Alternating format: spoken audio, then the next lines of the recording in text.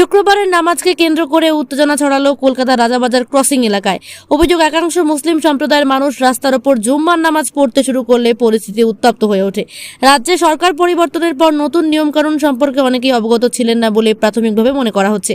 খবর পেয়ে ঘটনাস্থলে পৌঁছে যায় স্থানীয় থানার বিশাল পুলিশ বাহিনী। পরিস্থিতি সামাল দিতে উপস্থিত হন পুলিশের উচ্চপদস্থ আধিকারিকরাও। পাশাপাশি মোতায়েন করা হয় কেন্দ্রীয় বাহিনী। পুলিশের হস্তক্ষেপে দ্রুত পরিস্থিতি নিয়ন্ত্রণে আসে, যদিও ঘটনাকে কেন্দ্র করে এলাকায় কিছু সময়ের জন্য উত্তেজনা ও চাঞ্চল্যের সৃষ্টি হয়। স্থানীয় বাসিন্দাদের একাংশের দাবি, জনবহুল রাস্তায় এভাবে নামাজ পড়ার ফলে যান চলাচল ব্যাহত হয় এবং সাধারণ মানুষের সমস্যার সৃষ্টি হয়। বর্তমানে পরিস্থিতি নিয়ন্ত্রণে রয়েছে এবং এলাকায় নজরদারি বাড়ানো হয়েছে। দাদা আজ क्या हुआ था, কি হয়েছিল এই জায়গাটা? মানে গভর্নমেন্ট রিফর্ম হয়েছে, নতুন গভর্নমেন্ট এসেছে। নতুন গভর্নমেন্ট আসার পরে একটা নির্দেশ জারি হয়েছে, বিভিন্ন রকম নির্দেশ জারি হয়েছে। তার মধ্যে এটা একটা নির্দেশ ছিল, তার মধ্যে কি কোনো রিলিজিয়াস প্র্যাকটিস রাস্তা উপরে হবে না, রাস্তা ব্লক করে হবে না, কোনো রিলিজিয়াস প্র্যাকটিস, মানে যাই হিন্দু ভাই হোক বা মুসলিম ভাই হোক। তো এখন কোনো পূজার সময় চলছে না, কিন্তু আমাদের ফ্রাইডে প্রেয়ার রাস্তা উপরে হয়। মসজিদে এত বড় পপুলেশন আছে, মসজিদ কম আছে, এই জন্য রাস্তা উপরে হয়।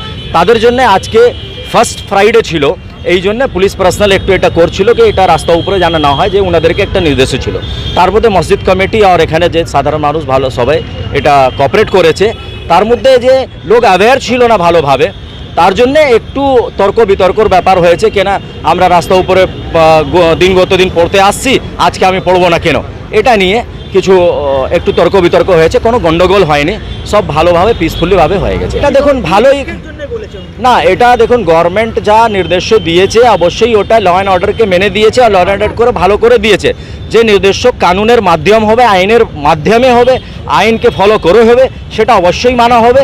যে আইন থেকে বেআইনি হবে, যে বুলডোজার গিয়ে ঘর ভেঙে দেবো, সেটা মানা যাবে না। কেন, তার আইনি ব্যবস্থা নিতে হবে। কোর্ট আছে, কোর্টে গিয়ে আপনি এই করুন, তারপরে বুলডোজার করুন। তো যে আইনিভাবে করা হবে তাদেরকে অবশ্যই, আমরা আইনপ্রেমী মানুষ আছি, আমরা বাংলাকে ভালোবাসি আর এখানে বাংলাতে গড়তে দিন থাকছি, তো এখানে আমরা আইন মেনেই চলছি।